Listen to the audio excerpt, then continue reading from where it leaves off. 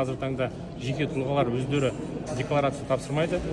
Осы мысалы пошта ұйымдары солар арқылы оператор ретінде тауарларды алады.